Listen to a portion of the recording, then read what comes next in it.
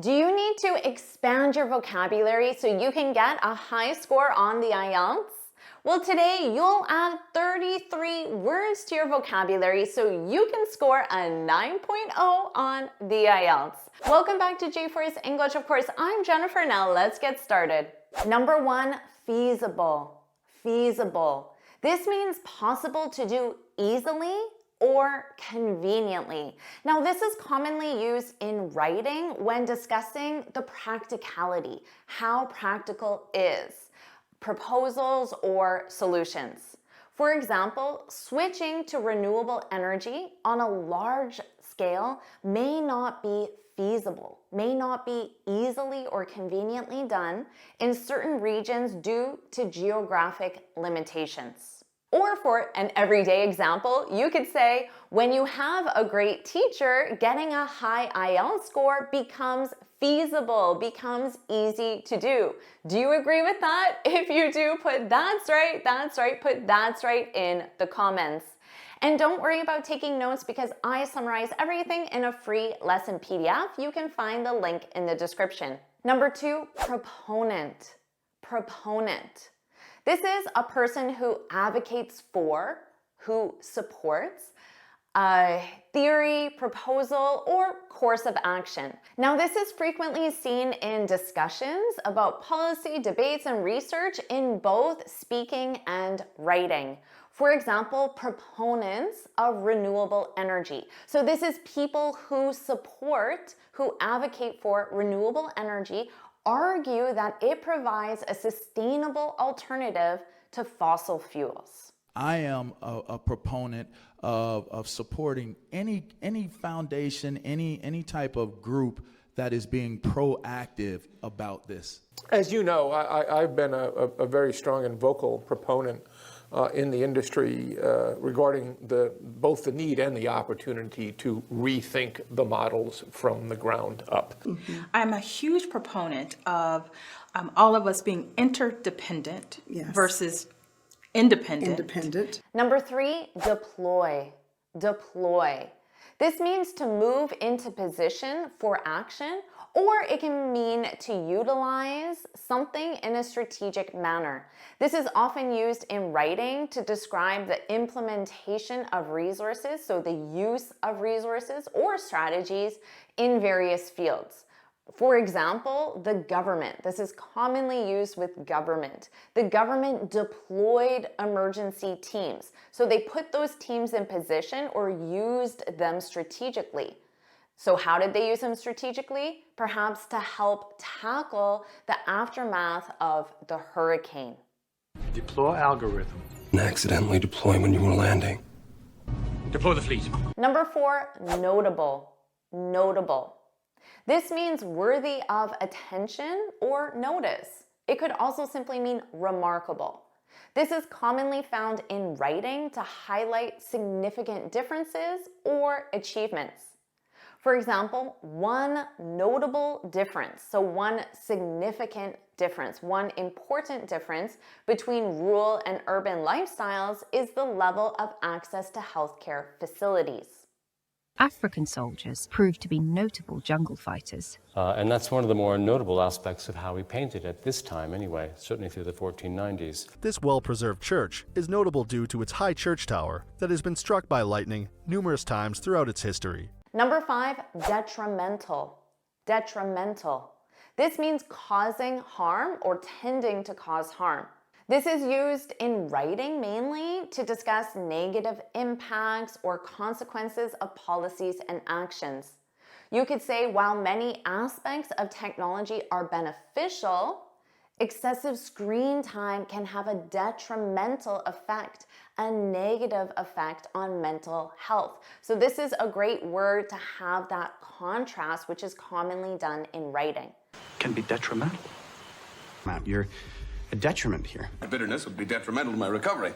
Number six, mitigate. Mitigate. This means to make less severe, serious, or painful. This is useful in writing and speaking to discuss ways to reduce negative impacts, especially in environmental contexts, which are common on the IELTS. For example, countries worldwide are investing in renewable energy as a means to mitigate, to reduce the effects of climate change. So to make those effects less serious, to mitigate. Stop mitigating everyone. With mitigating circumstances. On mitigating the health risks. Number 7, discrepancy. Discrepancy. This is a lack of compatibility or similarity between two or more facts. This is commonly used in writing when analyzing data or discussing research findings. For example, a noticeable discrepancy exists between the reported income levels of urban and rural populations. So the discrepancy is that difference. Why is there this discrepancy? It seems that we're doing a comparative evaluation. But typically, I could find a discrepancy. And then I would say, well, I'm not saying it. And any discrepancy should hopefully be external. So as I go. Number 8, resilient. Notice that Z, resilient, resilient. If someone is resilient, it means they're able to withstand or recover quickly from difficult conditions. This is very useful in speaking and writing when discussing communities or individuals facing challenges, which is very common on the IELTS. For example, communities affected by natural disasters have proven to be remarkably resilient, rebuilding their lives and homes, so they're able to quickly recover from these negative situations. It's time to embrace a resilient, strong culture of processing, not repressing. We can push for a safe, kind, resilient, and human digital future. People are leaving these climate resilient areas for economic reasons. Number 9, alleviate. Alleviate. This is to make suffering or deficiency or a problem less severe. This is commonly used in writing and speaking to discuss solutions to societal issues like poverty or health. For example, local governments are implementing policies to alleviate, to reduce housing shortages in urban centers. Number 10, vulnerable. Do you know this one? Vulnerable. This means susceptible to physical or emotional harm. Again, this is often used in discussions about social issues, health, and even environmental concerns. You could say older populations are more vulnerable, so they're more susceptible to health issues, which means they get health issues easier and faster. Vulnerable, especially during severe weather conditions. He's vulnerable. Vulnerable. Being vulnerable. Number 11, paradigm. This one is very common. Paradigm. This is a typical example or pattern of something. You can think of it as a model. This is frequently found in writing to discuss shifts in thinking or approaches. You could say the adoption of digital technology in classrooms represents a significant paradigm shift. So a shift in thinking in education. Is that it's a paradigm that's trying to hold us back. So it's kind of a new paradigm that actually seems to unlock things not only in fundamental physics, but also in the foundations of mathematics and computer science, and possibly in areas like biology and economics as well. I believe it's time to reject that old paradigm and realize that our fates are linked. Number 12, viable. Viable. This means capable of working successfully. It can also mean feasible. So it's very important to learn alternatives, synonyms, because you'll commonly see them. And if you want to discuss these same issues, you can use an alternative word, a synonym. So now we have viable. This is used in discussions about sustainability and practical solutions. For example, solar power, you could say, is becoming a viable alternative to traditional energy sources in many sunny regions, at least. Number 13, benign. Notice that silent G, benign, benign. This means having no significant harm or adverse effect, negative effect. This is commonly used in discussions about impacts and effects to talk about something not having an effect. For example, despite initial fears, the new construction projects are expected to have a benign effect on local wildlife. So it means the new construction projects don't have an effect. They don't have a significant effect. They have a benign effect. It's benign. Were they benign? Fine and benign. Number 14, conducive. Conducive. This means making a certain situation or outcome likely or possible. This is common in discussions about environments that encourage certain behaviors or outcomes.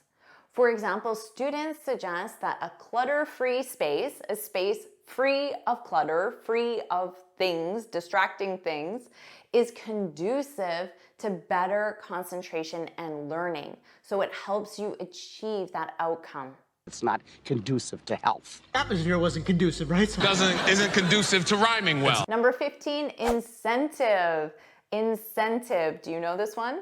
This is a thing that motivates or encourages someone to do something. This is used in discussions about economics, business, and public policy. You hear this frequently.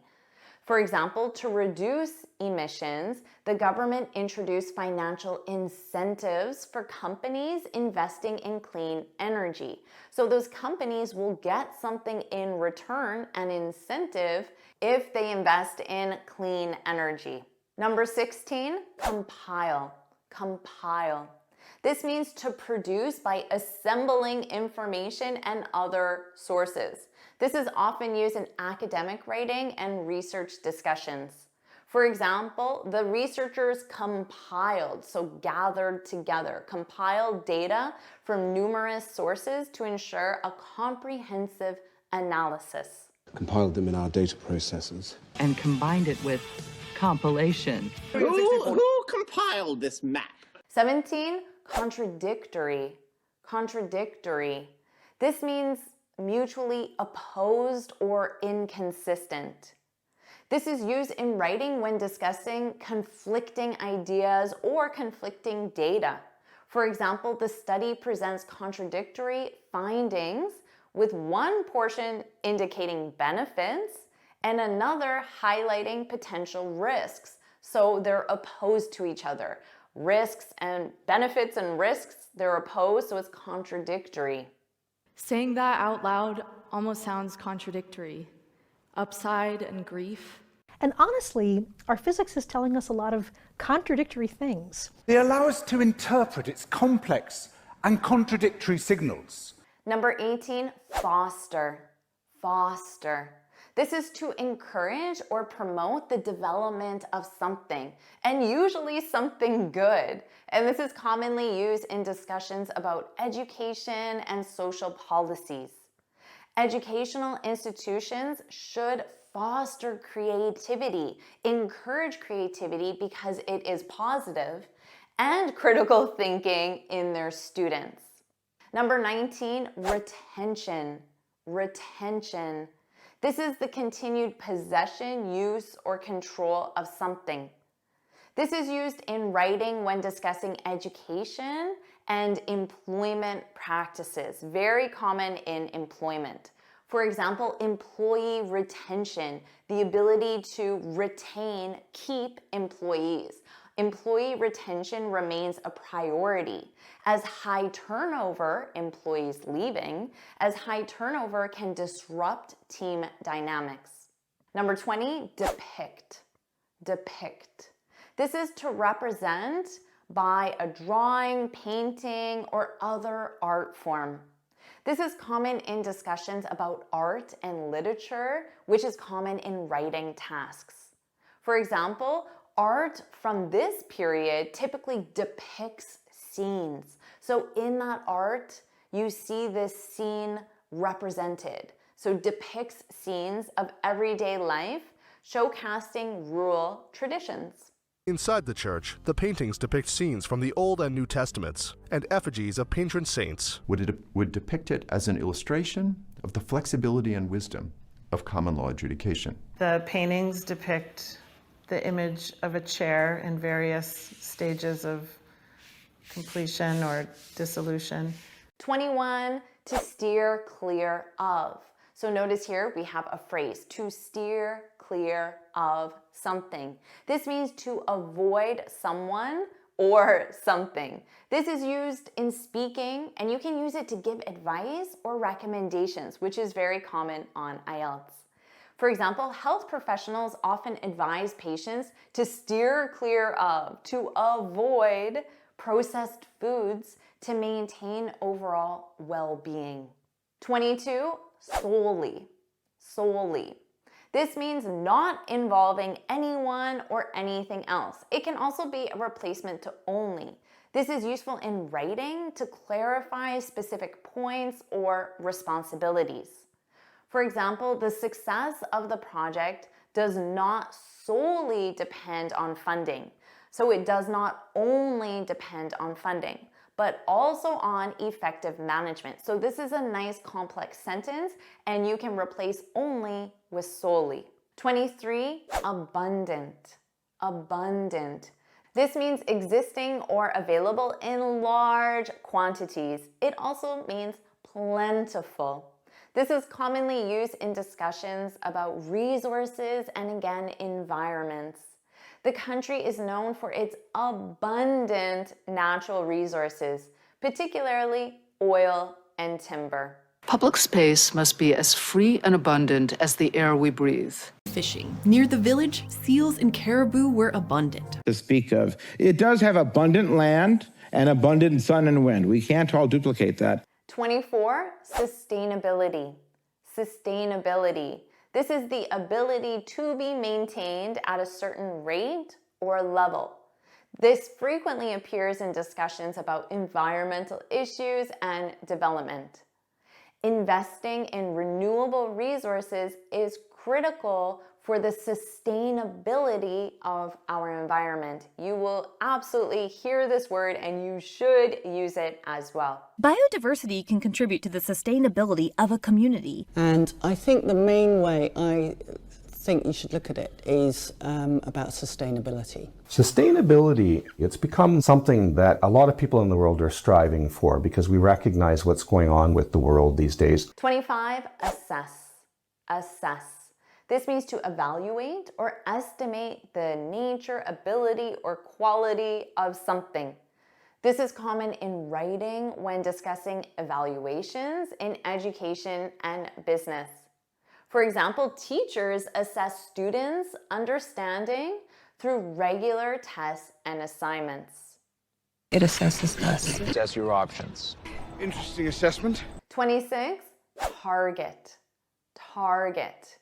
This is an objective or result toward which efforts are directed. So you direct your efforts toward a target. This is commonly used in writing, especially in essays discussing your goals and objectives. You could say the initiative targets a 25% reduction in carbon emissions within 5 years. So notice here it's a verb. The initiative targets, to target. This is also a noun, a target. The target is a 25% reduction. 27, elicit. Elicit. This is to get a response, answer, or fact from someone, often through questioning or discussion. This is commonly used in writing when discussing studies, research, or data. For example, the questions were designed to elicit authentic responses, so to get real, honest responses from participants. Number 28, decipher. Decipher. This means to interpret or to make sense of something that is difficult to understand. A synonym is to decode, to decipher, to decode. This is commonly used in writing when discussing the meaning of someone or something.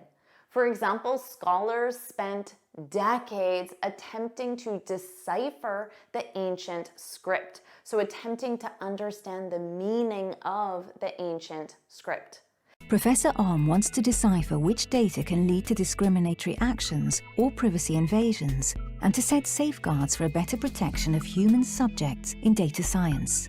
Students with hearing loss rely more heavily on visual cues to decipher what is being said. And now we have the capacity to decipher life in a way we never did before. 29, fluctuate. Fluctuate. This means to change or vary irregularly, so not by following a pattern, and often in amount or level. This is commonly used when discussing the results or current state of something. For example, the stock market fluctuates. It's up, it's down, and it's not a regular pattern. It's irregular. The stock market fluctuates dramatically in response to world events. Any weight fluctuations? His weight fluctuates. Any weight fluctuations? Number 30, outline. Outline. This is to give a summary of something and is often used in writing to present main ideas or structures clearly.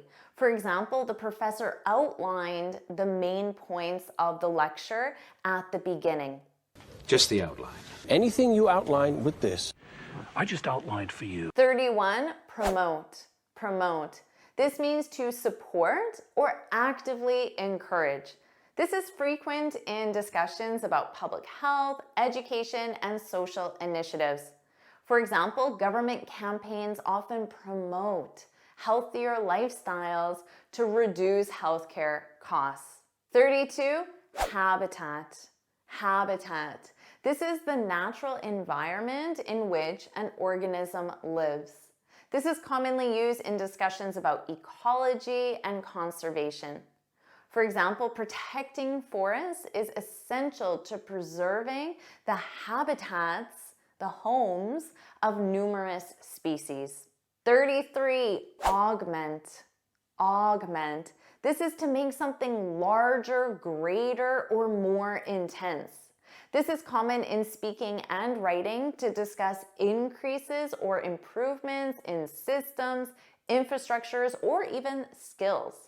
For example, the government allocated additional funds to augment public health services, so to help improve the size or state of these public health services in response to rising demands. Now you have 33 new words in your vocabulary, and I'm sure when you review the free lesson PDF, remember you can find the link in the description, you'll learn many, many other words in the example sentences as well. Do you want me to keep making these lessons, teaching you more IELTS words? If you do, put put more